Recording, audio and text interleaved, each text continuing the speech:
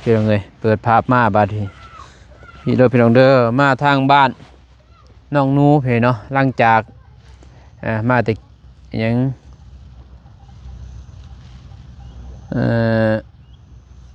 เสียหยาพี่น้องเลยเนาะ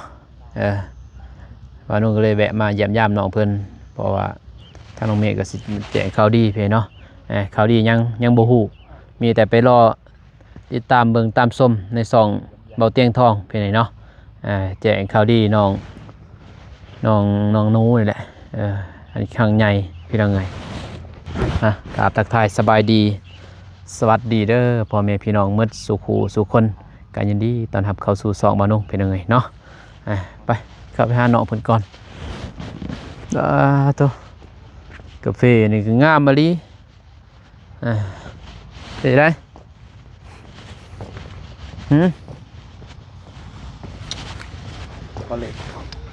เขาเรียกคันใดขึ้นปะแม่เนาะ โอ้ยก็ได้ขึ้นนี่ก็ผู้มานี่พงแล้วได้ขึ้นนักได้น้ำหนักสำเนียบไว้1 2 3โดยไว้เด้อพี่น้องเด้อมียังเนี่ยประตูเผาบ้านมียังสินเนี่ยสินหมูกับขนมเนี่ยให้ลูกให้เต่าจ้ะไปลูกเต่าเก่าเราก็ดนเนี่ยมาเท่านึงได้ก็ดนนะบริมาเนาะแต่ว่ากาแฟนี่งามมาลีเนาะอันนี้นี่โตหมดเพื่อนน้องเมฆหรือเปล่านี่เด้นี่ดีแล้วเนาะนี่ดิอันตรายดีแล้วดำขมุมเลยนี่จอยลงไปกับเหลื่อมพดเริ่มหบเขาเลยเริ่มกูดแล้วบาดที่แม่นบ่กูดงอไปแล้วก็มาอยากงามไปได้เนี่ย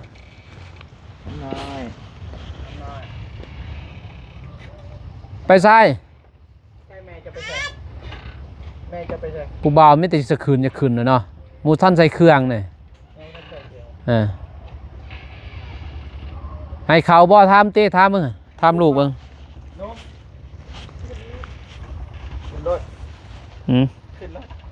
ขึ้นรถ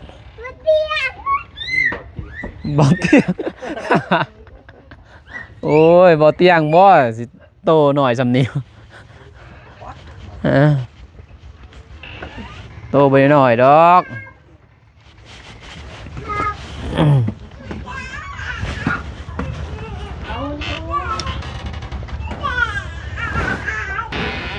โอ้ย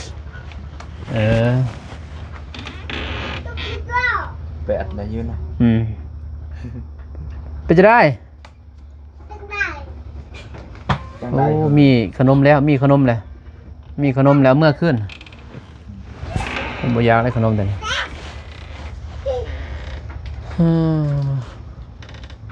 หอมคุยเนาะเรื่องผู้สาว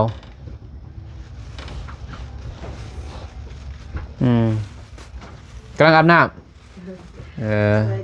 อ้าวบางหน้าบางตานี่ยังเป็นยังซิวโอ้ยคือเราแม่งยังอัดน้ำบนมือคือเราไปเฮ็ดคิ้วเฮ็ดข้างหรือว่าเฮ็ดจมูกเฮ็ดปากเฮ็ดเขียวสุดท้ายเบาเจ็บสีนโมเดสสื่อขนมให้ลูกยังดีใจป่ะทำน้อยขอบใจจ้อยโอ้ดีใจป่ะไหนยังกินแรงขวาพักซื้อนี่ป่ะก็หลอกว่าตีนปุดีแล้วสื่อสีนโมไม่ได้หลอกวะระดับเนี่ยบ่มีดอกจับอยู่เนี่ยเป็นไรโอ้เต็มตัวนี้นี่คุ้นๆนะตัวนี้คุ้นๆนะเคยเห็นอยู่ใจเอามาให้ลูกเลยไม่รู้ไอ้เต่าคุ้นๆนะเคยเห็นอยู่ใส่นะมื่อนี้นะ ตู้เย็นก็ตู้เย็นนั่นแหละส่งว่าตู้เย็นนั่นแหละ หนูเจ้าใดมาได้ใช่นี่หนู ซื้อเอาเลย จะซื้อบ่บ่คือบอลชวนในเตียงเด้ เป็นไร ยันใส่มาฉีดยา ซื้อยาบ่ตัวนี้เขาซื้อได้บ่ มันก็ปกติเขาเล่นเลย พี่น้องเขาเอาให้ อืม ตัดทับซ้อม ส่วนเด้เบาเตียงนี่เก็บกินเลยสัญญาสัญญาไอ้เสื้อ ใช่จริงจ้ะ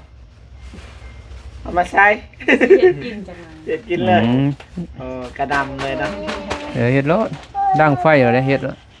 เฮ็ดยอกเฮ็ดกินกัน เอาไปให้น้อง ตาว่าสิยากหิวข้าวหิวน้ำกัน ดูกลาน นี่แหละพี่น้องเอ้ยตู้ใส่เครื่องน้องหนู ใช่ เด้ นี่วะสิซื้อให้อยู่เนาะบ่แม่จัดการบ้าง มีเงินบ่ บ่ได้ก็บ่มีเงินเลยนะบ่น่า เด้บ่เจ็บนั่นแหละเสื้อให้น้อง เอาบ่อยากตัวเอา ปัดลมกัน แล้วจ่อยวะ น้องหนูปินหลังอินข้างนี้ปัดลมกันแล้วจ่อยวะ บ่มีเงินนะบ่ใส่ค่ารถยังบ่จุบเลยน้องหนูเนาะบ่มีเงินถึงเขาเรียบร้อยบ่ยังหุงเอากินข้าวหุงแม่นเลยขัวศีลใส่ผักเนาะกินข้าวแล้วจังเมื่อหุงหลาย เต็มหมอซองหมอ ๆกินหลายเด้ กุ้มหรือว่าปีนี้เขาจะกุ้มกินหรือเปล่าคันเรือใครเอามาน้ำกุ้มเลย ปีนี้ก็เรือลีแล้วเจ้าก็จักซอบ กระเรือก็กินกัน เอามาตอนนั้นก็เด้อแต่เบาเตียงยัง3-4ซอบเนาะแล้วก็ผู้ใหญ่ลายๆทานมาแม่นบ่7-8ซอบบ่โอ้3-4กินน่ะลีแหละคือน้องหนูว่า แล้วคุ้มนั่นแหละกินน้ำกัน แต่ว่าข้าวเจ้าแน่เขานั่นแน่บ่ ว่าไม่แต่เขาเนี่ย ไปเปลี่ยนเอาเรือซื้อ โบ หุงข้าวเหนียวนี่เป็นบ่ บ่ได้มาเขาดิ เพิ่งเคยเห็นอยู่ เป็นน้องเคย อืม ต้องเรียนนะ แต่ก็แซ่บอยู่บ่ เขามันเละแต่ว่าแสบกินแสบเลยบ่เคยแบบเฮาบ่เคยเฮ็ดให้มันปันได้แต่ว่ามันแสบนะตามเขาเคยกิน มันเละบ่ ใส่น้ำมันนึง ใส่น้ำนิดหนึงก็บ่เละ เฮาใน แต่มันจะแข็งๆ น้อยหนึงเฮาอยากให้มันเละเลย แซ่บ ข้าวเปียก บ่ถึงขนาดนั้นแต่ว่าบ่ให้ปั่นนะเอาบวงแล้วก็ตักแล้วก็กินนะ เอาแล้วแต่ท่านผู้ส้มนะแล้วแต่ท่านผู้สิเฮ็ด เฮ็ดกิน เฮ็ด ยังไงเนาะ เฮ็ดได้สูตรเจ้า มื้อกับไปบ่ คันบ่ตัดผักไป ตัดผักใส่อีก ตัดผักพี่น้อง 10 บาท เพิ่นบอกบ่ตัดผักก็หยุดได้ไว้มื้อไปซอยซะให้มันแล้วเห็นบ่เด้อขอน้ำแหละขอน้ำเจ้าแล้วมื้อเดียวนะ ลองคอ ขอแล้วเนาะแม่บ่ลงเมมื้อเดียวมื้ออื่นนะ ขอบางบ่แม่วิธีขอบางบ่บ่เคยเฮ็ด จังมวย ก็นำแล้วว่ามื้ออื่นแล้วบ่ลายก็มันแล้วก่อนเนาะมื้อฮื้อจึงไปตัดจ้ะบ่คันเราได้ไหมค่ะ ฮะ บางเทื่อเราก็บ่ได้ไหมค่ะเอาไปกัน ได้ไหมครับความสื่อบ่ ผู้ซื้อแหละแม่ค้ามีแต่ถ้าว่าได้เพิ่นก็ได้บ่ได้ก็ไปเด้อมื้ออื่นยินบ่ได้บ่ได้ก็ไปแล้วมื้ออื่นเนาะ ไปได้ มันแล้วเพราะว่ามื้ออื่นสิเสียมันแล้วพี่เนาะแล้วก็สิใส่พุยฮะบ่เป็นดอกข่อยนั่งเจ้ายืน บ่นั่งน้องๆก็ จะเบียกลูก จะสิหุ บ่ งเขา บ่ก็สินั่งไปนั่งอยู่นี่ก็ได้นั่ง ได้ ฟังเอาเงินแค่นี้ใส่ สิหลักกินขนมอะไรเงี้ยมาจอย ได้แล้วไม่บ่ได้ยิน นั่งได้บ่ เสียแล้วบ่หญ้าสวนหญ้าหยัง มันฉีดเอา ส ฉีดยา โดย ยาขยานี่บ่ แม่น FC เพิ่นก็คอมเมนต์มาพี่เนาะแล้วก็มีเสร็จมาหาแน่เพิ่นว่าคือบ่เห็นเขาไปหาน้องนูเพิ่นว่าจักสิเข้าไปได้แหละพี่เนาะแต่ก็ทางน้องเมฆก็มีเขาดีอยู่พี่เนาะแต่ก็ไปพังในสองเบาเตียงเพิ่นเนาะน้องเมฆมีเขาดีนี่แหละจังแม่งยังบ่ฮู้เรื่องก็แกะๆพี่เนาะ ก็แกะเออ เรื่องมา แต่ว่าผู้ใหญ่เสร็จหาอยู่บ่บ่มีถือว่าจบคันบ่มีนี่ก็มีแต่พังจักหน่อยน้องเมฆเด้อในซองน้องซองเบาเตียงพุ่นแหละน้องเมฆสิบอกอยู่ว่าข่าวดีหยังแต่ก็ยิ้มไปหลายเติบอยู่ดอกข่าวดีตัวนี้บ่แม่นข่าวเศร้า แต่ว่ามันก็สิยุ่ง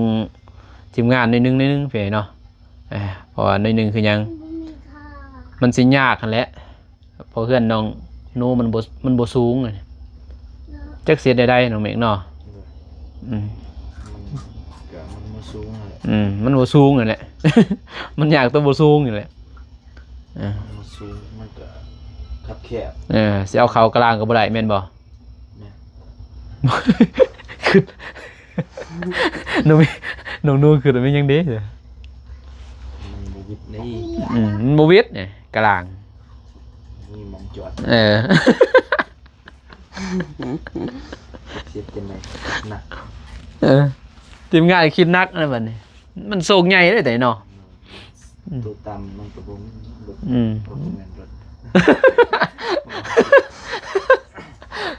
ตัวต่ำบ่มีเนาะ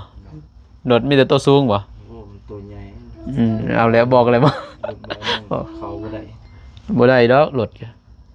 ว่ากระลางต่ำเนาะพื้นมันกระลางแล้วต่ำนะ มันยากแน่แหละพี่น้องเอ้ยเนาะถ้าว่ามีเงินมีหยังก็คือน้องเพิ่นว่าแม่นบ่มีเงินก็เฮ็ดใหม่แหละดีกว่าแม่นบ่ถ้ามีเงินแบบเฮ็ดใหม่เฮ็ดแบบเพื่อนดินเลยเนาะแล้วก็ออกแม่นบ่ก็กันศาสตร์มาแล้วก็มีรถมีรางเอาไว้หั่นแม่นบ่สบายรถก็ออกรถเก่งบ่บางทีบางทีเพิ่นมานะ มาเยี่ยมมายามได้ซื้อบ่ ต้นก้อยมวนกันนี่ก็เบามือ อีจังอีก เอ้าบ่ได้ยอกกับบ่ได้หัวบ่เนี่ยก็พ่อบ่ได้ยอกซื้อไก่น้องเพิ่นคิดหน่อยนึงอะนะแม่งยังเด้เพิ่นสิว่าข่าวดีเนาะ ว่าเฮาซอยตะกี้ก็คือแบบว่าซอยพออยู่ได้นะงบก็บ่ได้สูงในรายยังมากมาย นั่งลง ประมาณ อ้ายก็นั่งอ้ายก็ยืนเมื่อยน่ะแต่ไปเลาะ งบเฮามีประมาณเท่าไดก็ประมาณ20-30 ล้านนี่บ่ประมาณ 6-7 หมื่นบาท ตอนเฮ็ดนี่เนาะ เด้อ บ่หลายตอนนั้นแม่นบ่ ก็บ่ได้หลายก็เฮาก็เลยเฮ็ดให้มันดีๆกว่าเก่า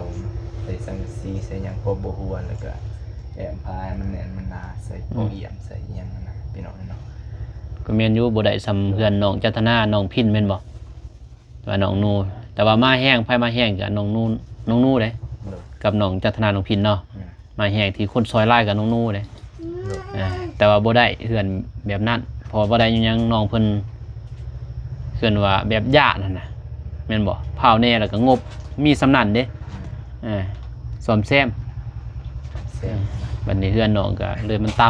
ำสมมุติมีรถมีร่างเนาะ สมมุติมีรถมีร่างก็ยากเด้เอาเขาเนาะสมมุติสำรวจเก่งบ่รถปิกอัพบ่หรือรถไดบ่รถตอกบ่ก็ยากนะถ้ารถตอกนี่ก็บ่เป็นครับเนาะเป็นบ่แต่กำนันนี่ได้เด้เพิ่น เนาะกำนันน้องนูว่าเคยขับแม่นบ่ เคยอยู่ เคยครับรถเก่งได้อยู่ดอกบ่เจ็บเนาะสำรวจเก่งบ่เจ็บแต่ก็บ่แม่นข่าวตอนนั้นดอกเพิ่นเนาะบ่ยองน้องเพิ่นซื้อตอนนั้น ได้ก็รุ่นฮะพี่น้องเอ้ยเนาะเว้าเรื่องรถบ่แม่นเด้อพี่น้องเด้อเนาะแต่ก็มีดอกข่าวดีสำหรับน้องเพิ่นแต่ว่าก็รอรุ่นเบิ่งพี่เนาะในสองเบาเตียงนั่นแหละอันน้องนูสิได้อิหยัง เป็นข่าวดีแต่ว่าก็รอเบิ่งเห็นเนาะแต่ว่ารถนี่จะได้รถยังน้องหนูสมมุติรถเอ้า อย่าสมุดนะมันบ่ได้ปะ ได้แต่สมุดแต่มันบ่ได้ สมมุติรถจักรนะจะได้รถยังเอาสมมุติรถจักรให้ซื้อ ดึกย่างก็ได้ รถยังก็ได้มาเลเซียก็ได้ ได้ แต่ว่ารถตัวนี้ได้เป็นยังไงตัวเก่านะ เพแล้ว เพ่ล่ะ เบรกก็บ่อยู่ เบรกบ่อยู่ เพสองเถื่อแล้วมันจะเป็น เป็นทรงเทื่อเลยอืม เบิดเงิน7-8แสนเป็นล้าน แป้งกันว่าแป้งคันมาไล่ตัวเฮาแป้งนี่ซื้อใหม่ได้นำบ่ ตัวใหม่น่ะ ฮะ ใส่ อันแล้วว่าซื้อใหม่จังได้คันหนึงเนาะ จักได้ แต่มือซองแม่นบ่แต่รถซองมือซอง ได้ก็ได้ แต่ว่ารถมาเลเซียเฮาซื้อให้นั่นเนาะน้องบองเบาตูนแม่นบ่โตน่ะ10เท่าได้15ล้าน 500,000 10ล้าน5ล้าน5แสนเห็นบ่ จีบบ่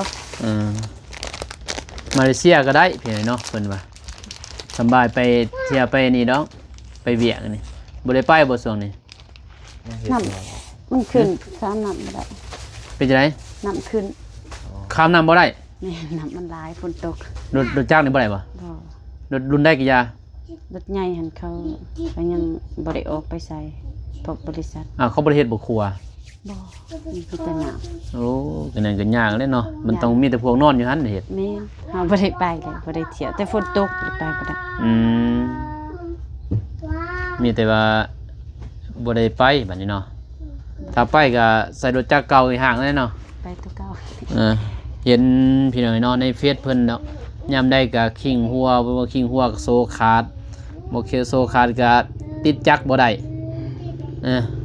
สมปิแต่ว่าความฝันก็สิได้รถจักรแม่นบ่ได้รถจักรเอาแล้วแม่นบ่รุ่นคือบ่ตูนก็สำได้เนาะบ่ตูนน้องบองเนาะ คันสิขี่ ได้ทนเด้แต่ว่า15ล้านเพิ่นแต่ว่าซื่อดอกแต่มันสิยากแหล้วโศกคนเฮาผู้ใหญ่ผู้เตเพิ่นสิเห็นเฮาเนาะ เจ้าคนหยัง เนาะเพิ่นอยากย่างสิได้เรียกไปแล้วเด็กน้อยมาบ่ได้ดอกเด็กน้อย ใส่เสื้อแขนยาวจี้ สิเฮียนอยู่บ่เป็นนี่อืม โรงเรียนบ่ เฮียนก็เฮียนก็แม่เจ้าแหล้วเจ็บหัวน่ะจักสิไปเวียกจักสิไปโรงเรียนสิเอาพ่อก็บ่ได้เด้3 ปีพุ่นเจ้าย่านักเติบอยู่ จอย เนาะ ฮะ แม่น เอาก็3 ปี ต้องรอ3 ปีว่ะ ตายมีแห้งนะเกิดเนาะอันคือตายแบบมีแห้ง3 ปีถ้าว่า คิวได้อยู่บ่ หลัดเดี๋ยวตัวอย่างมาแบบความหักแห้งนะ บางแห้งก็บ่ได้ แค่คนนี้ไป ก็บ่ได้อย่างนี้มัน มันบ่ได้ ก็ตามความเชื่อเขาอ่ะมันบ่ได้ บ่ได้ แต่ว่าตามความเชื่อคือพวกอ้ายนี่บ่เป็นหยังดอกเนาะแม่นบ่แต่ว่าความเชื่อเพิ่นเอาไปแล้วยันเป็นคือเก่าอะนะเพิ่นบอกตามความเชื่อเพิ่นเพราะว่า พิจารณาเบิ่ง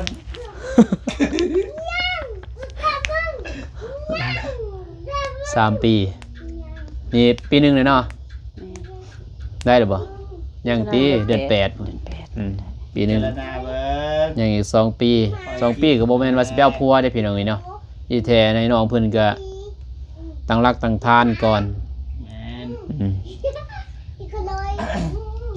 หมอนั่นเลยตั้งรักตั้งทาน ตกเด้อ วางได้เว้ย บ่ขึ้นติเอื้อ บ่ขึ้นลงโอ้ยนอนระเบากำลังทายอยู่เจ้าแรดทางพุ่นอยู่แล้วหับบ่ทันได้เด้อแรดลงบ่คือแรดขึ้นได้เว้ยแต่ว่าความมาความหักก็บ่ว่าดอก แต่ว่าเขาเจ้าก็บ่มักดอกนี่เนาะเอาไม่หางนางไม้หมู่บ่อยากเลี้ยงแม่นบ่ ใส่เกือบเด้อ เขาบ่อยากเลี้ยงลูกนำ ไป แม่นบ่หนู แม่น ไผสิอยากมาถูกเนาะ เอ้ย ไผก็อยากมาแล้วก็สนุกสบาย แม่บ่เจ็บ เจ็บ ทุกคนจะสบาย อืม ทุกคนสบาย เขาก็มันยากนะแต่ผู้สาวก็ยังยากเลยสิได้ผัวเป็น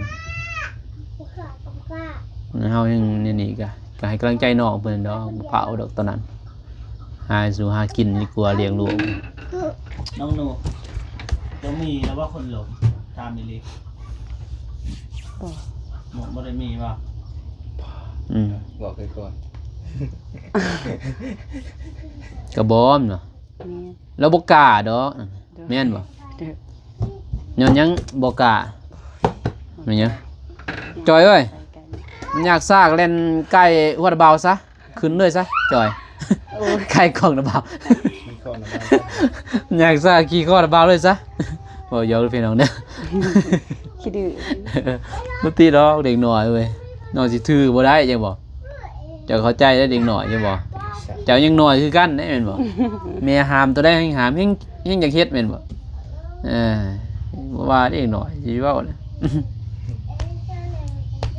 เชื่อว่าเอาผัวบ่ได้เพราะว่าตอนนี้ปีหนึ่งนี่คันเอากะเฮาก็ฮู้เองอ่ะแหละจักบ่เพราะผัวเฮาตายจากใหม่ๆบัดนี้ทางพี่น้องทางผัวก็คิด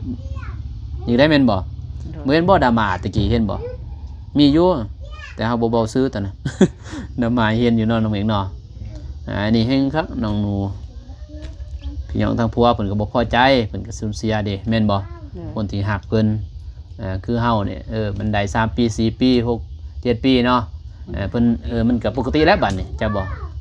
อันนี้มันเกินแม่นบ่ปีหนึงหรือว่าบ่ถึงปีน่ะมันก็เป็นไปบ่ได้อันน่ะหรือมักหักกะน้องเพิ่นบ่ทันคิดดอกทำนี่บ่เป็นไปบ่ได้อันน่ะคิดกะย่านขึ้นย่านไปหมดสิ่งสำคัญเพิ่นคิดก็คือตอนนี้สิหาหยังเลี้ยงลูกนั่นนะสิเอาหยังสิแปลงรถจักรมัน หาเงินสิแปลงรถจักรได้เงินมาแปลงรถจักรไปเอาไงรถจักรตายซะไปหาเงินยามใดปวดรถจักรก็ยังบ่กลุ่มจะซื้อกินซื้อยากจักสิว่าแหล้วว่ากันซื้อก็ประมาณ2-3 หมื่นเนาะน้องเมฆเนาะ 30,000 บาทรถจักรแต่ว่าได้รถยางเก่าเนาะหาเงินไว้เก็บเบิ่งเขาบ่ได้ซื้อบัดนี้ ซื้อรถใหม่เก็บเบิ่งมือละ10ละ20สิบ่ได้บ่เนาะถ้าว่าอยากได้แท้แม่นบ่ถ้าเฮาอยากได้แท้ก็ได้ แต่ก็โดนเติบอยู่15 ล้านนี่มื้อหนึง300,000 บ่ได้เด้อ ฮะ บ่ได้เด้อ300,000นี่ บ่ได้บ่เรือจากน้ำมันเนาะซื้อกินซื้อยาก มื้อละ50เหลือ 50 เลย 50,000เรือมื้ออื่นหมดเลย เบิ่งซื้อกินซื้อยาซื้อขนมให้ลูกให้เต้านี่แหละใส่น้ำมันรถ สมมุติสร้างครอบครัวนี่สิเอาอีกบ่ลูก บอกบ่ได้ เอาบ่ได้เนาะ เออ เอาบางทีพัวบางทีเขาอยากได้แม่นบ่ เด้อ แต่ก็ลูกก็ผู้ใหญ่ดอก6 ปีพุ่นเนาะ6 ปี7 ปี ก็คือสแจวว่าแหละไปสแจวบ่เซาทองมีเลยสิอ้ายซอยเบิ่งอยู่บ่ เข้าเบิ่ง คนบ้านกันดอน เข้าบ่ได้ ขึ้น บ่ได้เลยบ่ YouTube อ่ะ บ่ได้ เจ็บเฮ็ดเบิ่งหั่นตัวนั้นบ่ เด้อ เปิดอยู่หั่นลองเฮ็ดเบิ่งให้น้องเพิ่นลองตั้งเบิ่ง YouTube มันเจ้าตั้งอะไรคือมันออกคืน แต่ว่าอ้ายตั้งนี่บอกเลยจะลองเบิ่งจ้ะแต่มื้อหน้าเด้อสิตั้งในโทรศัพท์อ้ายแล้วสิอ้ายมาเสื่อมเขาจบ เด้อ ซันเจสิลินบาน สิเบิ่งคลิป นั่นแหละซันสิเบิ้งคลิปอาจจะบ่ตั้งในโทรศัพท์เจ้าสิตั้งในโทรศัพท์อ้ายเอง ใส่ แต่มายืนยันยืนยันเบอร์เจ้าบ่ ได้ ตั้งในหันเอาอีเมลเป็นเนาะ Gmail เพราะมันสิเด้งออกเพราะว่าโทรศัพท์มันสิเด้งออกมันติด Gmail เด้แม่นบ่มันติด Gmail มันก็สิเด้งออกแล้วก็จะเด้งออกอ่ะนะอ้ายเลยสิตั้งของอยู่เครื่องอ้ายแล้วมาใส่เห็นบอกเขาตั้งอยู่ในคอมบ่แล้วจะมาเสื่อมเขาโทรศัพท์เอาพวก Oppo รุ่นนี้แห่งคักมันลบแล้วเลยติด Gmail จักโทรศัพท์เพียงเลย เหลียวเลยก็เลยแก้ไขบ่ได้ แต่ว่ารูปห่างเลยงามเลยรูปห่าง เป็นจังได๋ รูปห่างมันนะ เนี่ย ทรงมันโอเค แต่ว่าเครื่องมันบ่ได้ เป็นจังไดคือมัน สเปค สเปคมันบ่ยังคักมันนะ เทคโนบ่ โดย อืมเยอะก็ค่าคงเพิ่นนั่นแหละ แล้วก็คักซ้ำโทรศัพท์นั่นแหละ ก็ซ้ำเงินเฮาเลยเนาะซื้อเท่าไหร่ซื้อ 3 ล้าน 3 ล้าน 3 ล้าน4 มือสองมือหนึ่ง มื้อหนึง 3 ล้านโอ้3 ล้านซื้อโตวนั้นดีกว่าเนาะ Samsung บรรณามีเงินซื้อ Samsung เด้อ บ่มีแหละ มันบ่มีแล้ว บ่หยังบ่มีแต่ว่าน้อยหมดเนาะว่าบ่มีแหละบ่มีแหละมันต้องมีตินั้นมันสิบ่มีเว้ยเฮาต้องเว้ามีนะถ้ามีบ่เงินก็มีอยู่บ่หลายผู้ใหญ่เขาเว้าอันนั้นจะบ่ อ้ายก็จักสิว่าดอกอ้ายคือกันนั่นแหละผู้ใหญ่เพิ่นบอก มีบ่หลาย มีอยู่แต่บ่หลาย บ่พอ 1,500ก็มีแล้วแม่นบ่ ถึงอะไรก็มีลองตั้งเบิ่งลองเบิ่งกันแต่ว่าเครื่องหูบพี่บ่มีบ่มีบ่ หูบยังก็ หูบในโทรศัพท์ยังแหละ มี แต่ว่าจะเก็บไว้บ่ โอ้มันสิล้างเครื่องบ่ บ่สมมุติล้างเครื่องยังนะจะเก็บไว้บ่ข้อมูลยัง เก็บมันมีแนวสำคัญ มีแนวสำคัญก็เก็บไว้เป็นที่ระลึกเนาะหูบของหูปัวก็ยังแม่นบ่ บ่ได้เก็บเลยอะโท บ่ ร มี ศัพท์หน่วยนี้บ่มีมีแต่หน่วยเก่าตอนนั้นเขารักเลย ลักแหละ จุลกรรม โอ้ตัวน้องเว้าหั่น โดย อย่าแหละเขาลักไปหมดเนาะแม่นหยังก็อันนี้ก็ดีแต่มีล็อกได้นี่ มันก็ล็อกบ่ได้จ้ะ ล็อกบ่ได้อีก ดึงเข้าบ่ได้ เฮ็ดดีได้เว้ย ยังบ่รู้ดึงแฮง ล็อก จน บ่ได้ ห ห ลุ มู่ ออก เป็นหัวเขาเฮ็ดจะได้ ดึงบ่เข้าบ่ แม่นมันขาด รอเบิ่งหน่อยดึงแห้งเบิ่ง ไปหาสร้างแล้วมัน สร้างได้เฮ็ดให้สร้างเมียก็สร้างจัดการรุดแล้ว หลุดแล้วค่อยดึงหลายเถื่อบ่ได้ บ่ไหวแล้วนั่นน่ะ ขับเลยเอากบไปมาสอบ ผ่าและขูด ผ่ามา อืม ผ่า มื้ออื่นบ่ยากมื้ออื่นเฮ็ดเนาะ บ่บัดนั้นสิเฮ็ดเองนะบ่ทันได้เฮ็ดมีอยู่วิธีเฮ็ดแต่ว่ายังบ่ทันได้เฮ็ด มาดเด้อแมลงเด้อเขาเบิ่งคลิปได้เดี๋ยวนั้นเขาแลดเข้ามาหาทางนั้นล็อกได้แม่นบ่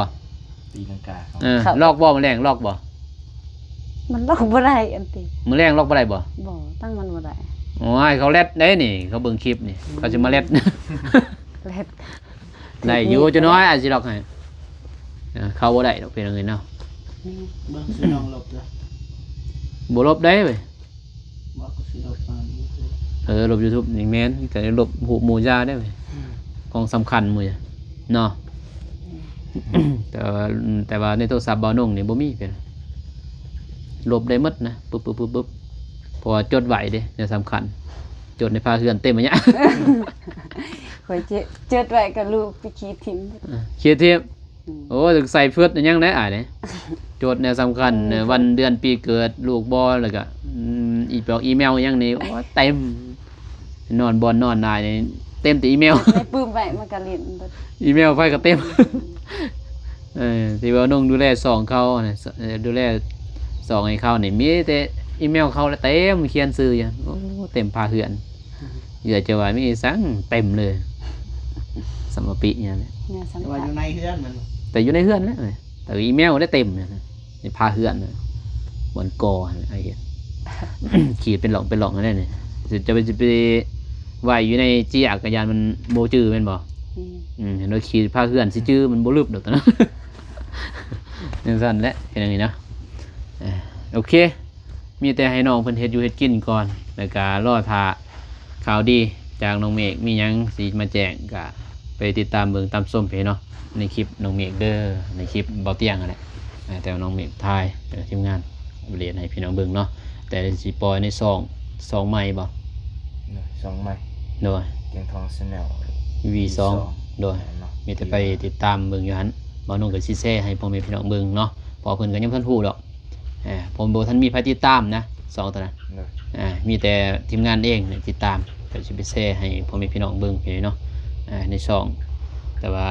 มืออื่นมื้อแรงลองไปตั้งนั่นให้น้องนูก่อนอีเมลถ้าว่าบ่เจ็บเฮ็ดได้แล้วเนี่ย บ่ได้ แล้วมีสิ บ่ได้ เบื่อ เฮ็ดให้ติ มันบ่สมบูรณ์นะเฮาเฮ็ดอีเมลของเฮาสร้างกัน บ่สมบูรณ์ยืนยันเด้เฮาใส่หมายเลขโทรศัพท์มันสมบูรณ์ แม่นแต่ว่าเฮาเฮ็ดบ่เป็น เอาเลยโอเคอ่ะจะหน่อยอาจจะเบิ่งไปตั้งอยู่เพื่อนพุ่นแหละจังมาให้น้อง น้องก็ยังซื้อนำเขานะ เออ น้องซื้อแต่ว่าซื้อ100,000ก็เมื่อเดือนอ่ะหาย ตายเลยโอ้สื่อ เขาสร้างแบบ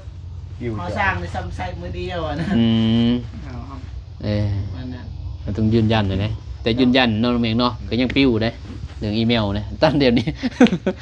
เรายืนยัน มาหนึ่ง กูแกะเองก็บ่ได้นะเตะออกเขาอีกกัน เออว่าน้องก็มีบริยานเพียงเลยตะกี้คือมันง่ายเดี๋ยวนี้มันแห้งเข่งเลยเพราะมันยันแฮกเนาะอยู่สั้นแล้วนางหนูอยู่ดีมีแห้งเด้อมาไม่จะรอเบิ่งพังข่าวน้องเมฆก็ได้คือจังไงเนาะเยี่ยมยามน้องเพิ่นไปเอาพี่น้องเอ้ยมาน้องก็สิจบคลิปเพียงก่อนพี่น้องเอ้ยเนาะว้าวงามลินั่นเนาะน้องเมฆงามลิขึ้นเลยเมืองทัวแขกบ่เนี่ยทัวแขกบ่ฮะแต่ทัวแขกก็แซ่บเด้พี่น้องเอ้ยเนาะครัวเนาะครัวใส่นั่นใส่นี่โอ้ใส่ซีนบอกซีนหมูแซ่บพี่น้องเอ้ยเอาโอเคพี่น้องเนาะคลิปนี้มาลงกาสิจบคลิปพี่น้องก่อนเด้อพี่น้องเด้อเนาะมืดๆแน่ก็มีข่าวดียังก็ไปติดตามเบิ่งตามส้มใน2เบาเตียงทอง V2 พี่เนาะเบาเตียงทองChannel V2 พี่เนาะบ่าวนุ่งก็สิแชร์ให้พ่อแม่พี่น้องเบิ่งว่าข่าวดียังสำหรับน้องหนูพี่เนาะแต่ว่าใหญ่บ่ก็ใหญ่ได้เนาะข่าวดีเลยเนาะสำหรับน้องเพิ่น อยู่แต่ก็มื้อนี้อาจจะบ่ชัดเจนนะแต่ว่าเราสิมาเช็คเบิ่งครับ เสียงเบิ่งคร่าวๆ ว่า เนาะ สิเหมาะสมบ่ เหมาะสมบ่แล้วก็ไปร่วมกับผู้ใหญ่เพิ่นเนาะ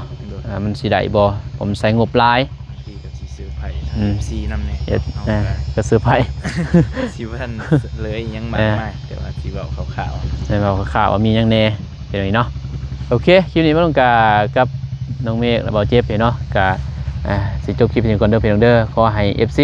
และผู้ใหญ่ใจบุญทุกท่านเนาะอยู่ดีมีแฮงเมื่อสู่ขู่สู่คนเด้อพี่น้องเด้อพอๆกันใหม่คลิปหน้าคลิปนี้ขอกล่าวคำว่า